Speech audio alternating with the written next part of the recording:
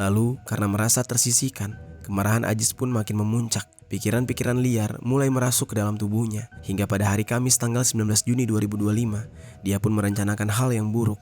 Dia berniat untuk menghabisi nyawa ibu kandungnya sendiri. Tindakan keji itu dia rencanakan lantaran dia sudah lama menyimpan dendam kepada sang ibu setelah perceraian dengan sang ayah. Dia merasa sudah tidak dianggap sebagai keluarga dan dia juga merasa sangat cemburu dengan Rosita yang lebih disayang oleh Ratna. Halo Sobat Pena, apa kabar hari ini? Assalamualaikum warahmatullahi wabarakatuh. Hari ini kita akan kembali membahas kejadian-kejadian mengerikan, kisah nyata yang terjadi di muka bumi ini. Sungguh tragis kejadian yang menimpa seorang ibu di Lamandau, Kalimantan Tengah pada tahun 2025. Dia tewas secara mengenaskan setelah dihujam berkali-kali dengan menggunakan sebilah pisau oleh anak kandungnya sendiri. Alasan dibalik kesadisan itu sungguh menjengangkan, yaitu hanya karena rasa cemburu, karena ibunya terlihat lebih sayang kepada adiknya. Sehingga hal tersebut membuat dia jadi buta hati.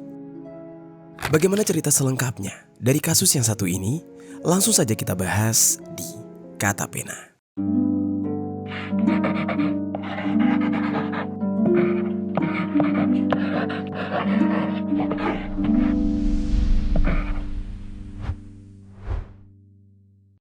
Seorang pemuda di Lamandau, Kalimantan Tengah tega membunuh ibu kandungnya lantaran cemburu dengan adiknya. Pemuda itu diketahui bernama Samsudin alias Ajis berusia 30 tahun. Ia menikah ibu kandungnya sendiri yang bernama Ratna hingga menerima lebih kurang 30. Sebelum kita mulai ke ceritanya, jangan lupa untuk subscribe channel ini dan bagikan video ini ke teman-teman kalian. Cerita ini dibuat berdasarkan berita yang sudah beredar dan diterbitkan oleh beberapa media publik yang aku sajikan dan aku rangkum dalam bentuk alur cerita. Kita mulai ceritanya. Jadi sobat, di Kabupaten Lamandau, Kalimantan Tengah, tepatnya di Desa Bukit Jaya, Kecamatan Bulik Timur, tinggal seorang wanita parubaya asal Bandung, Jawa Barat, bernama Ratna. Usianya sudah menginjak 48 tahun.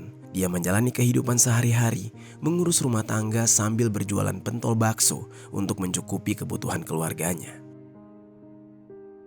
Di mata warga sekitar, Ratna dikenal sebagai sosok yang ramah dan pekerja keras. Ratna diketahui memiliki 2 orang anak, yaitu Samsudin atau kerap dipanggil Ajis, yang usianya di saat itu sudah menginjak 30 tahun.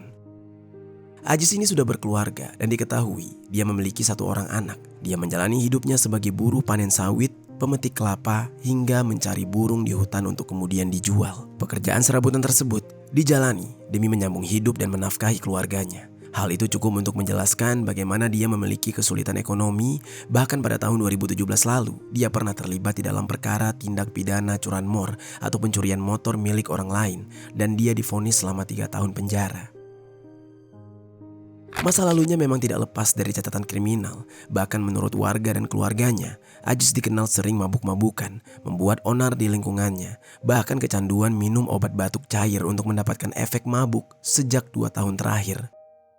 Selain Ajis, ada pula anak perempuannya yang bernama Rosita yang berusia 13 tahun.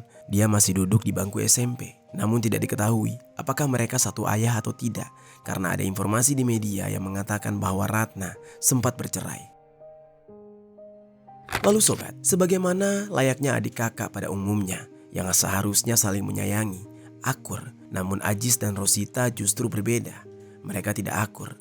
Selain karena usia mereka terpaut cukup jauh, lalu karena Ajis juga ternyata diam-diam sangat cemburu dengan perlakuan sang ibu terhadap adiknya tersebut yang dinilai lebih banyak mendapatkan kasih sayang daripada dirinya. Apalagi Ajis tidak tinggal satu atap dengan sang ibu dan hanya dibesarkan oleh ayahnya, sedangkan adiknya pada saat itu tinggal dan dibesarkan oleh Ratna.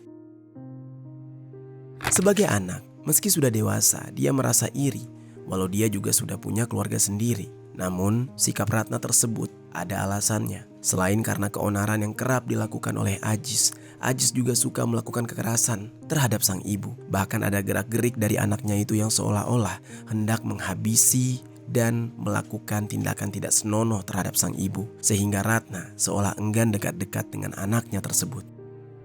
Yang mana sikap yang diambil oleh Ratna membuat Ajis merasa diabaikan oleh sang ibu. Ajis merasa tidak pernah diajak bicara. Saat Ajis berusaha ingin dekat dengan sang ibu, dia kerap kali mengunjungi ibu dan adiknya. Namun Ajis merasa mereka berdua selalu menolak kehadiran Ajis. Lalu sobat, hal-hal tersebut menjadi awal dari kejadian mengerikan yang terjadi di antara mereka. Puncaknya adalah pada hari Rabu tanggal 18 Juni 2025. Pada hari itu, Ajis berkunjung ke rumah Ratna. Dia mengharapkan perhatian dari Ratna dan ingin bermanja-manja dengan wanita yang sudah melahirkannya itu. Merasa tidak nyaman diperlakukan seperti itu, Ratna malah menghindari Ajis. Meskipun masih anak kandungnya sendiri, seorang ibu sudah pasti ingin dihormati juga. Namun melihat perilaku Ajis yang kerap memukul, menggoda, bahkan hampir melampiaskan hasratnya kepada sang ibu, Ratna sudah jelas tidak dapat membenarkan hal itu. Lalu di saat itu, Rosita, sang adik, dan Ajis pun cekcok. Terjadi perdebatan di antara mereka. Ajis mengancam akan membakar dan merusak gerobak pentol milik sang ibu yang digunakan untuk berjualan sehari-hari. Rosita yang mendengar hal itu sangat marah. Dia merasa sangat kesal kepada kakaknya sendiri. Meski usianya lebih muda dari Ajis, dia tahu tata krama dan tidak segan-segan berdebat dengan Ajis. Ratna pun lebih membela Rosita karena Ajis seperti melimpahkan kekesalannya hanya kepada sang ibu dan adiknya tanpa memikirkan bahwa dia sudah melakukan perilaku buruk kepada mereka berdua. Di mata Ajis, keluarganya tidak pernah berpihak kepadanya. Lalu karena merasa tersisihkan, kemarahan Ajis pun makin memuncak. Pikiran-pikiran liar mulai merasuk ke dalam tubuhnya. Hingga pada hari Kamis tanggal 19 Juni 2025, dia pun merencanakan hal yang buruk. Dia berniat untuk menghabisi nyawa ibu kandungnya sendiri. Tindakan keji itu dia rencanakan lantaran dia sudah lama menyimpan dendam kepada sang ibu setelah perceraian dengan sang ayah.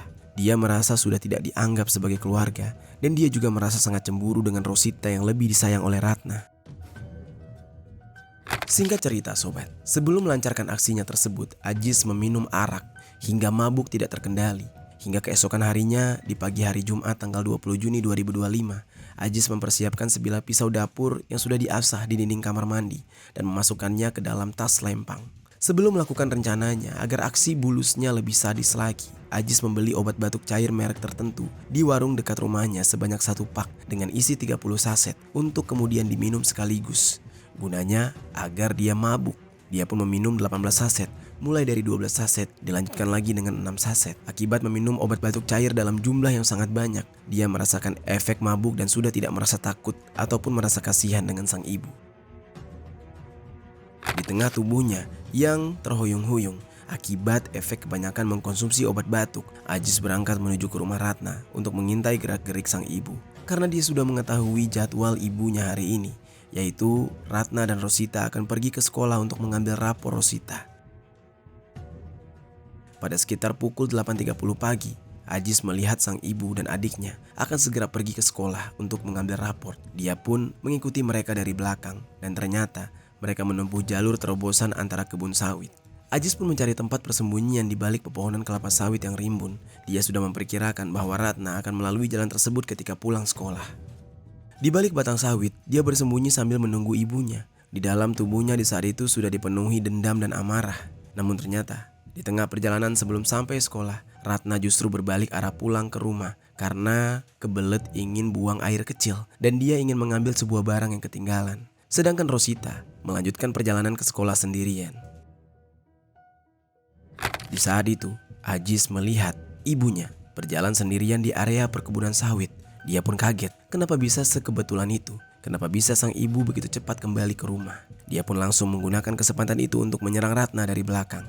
Ajis secara diam-diam langsung menghujam Ratna secara brutal, tepat di bagian punggung sang ibu sebanyak berkali-kali. Ratna sempat berbalik dan melakukan perlawanan dengan tangan kirinya. Namun usahanya sia-sia karena dia kalah tenaga dan dia pun jatuh ke tanah. Meskipun di saat itu Ratna melakukan perlawanan hingga tangannya terluka menahan serangan, Ajis tetap menghujam tanpa ampun sampai 30 kali hujaman secara membabi buta di punggungnya, dadanya, perut, dagu, hingga bahkan tangan Ratna ketika Ratna mencoba menangkis. Akibat serangan keji yang diterima oleh Ratna terkapar sekarat dengan banyaknya luka yang tidak henti-hentinya mengalirkan cairan merah. Dia di saat itu tidak menyangka bahwa yang mengakhiri hidupnya adalah buah hati yang dia kandung dan dia lahirkan sendiri.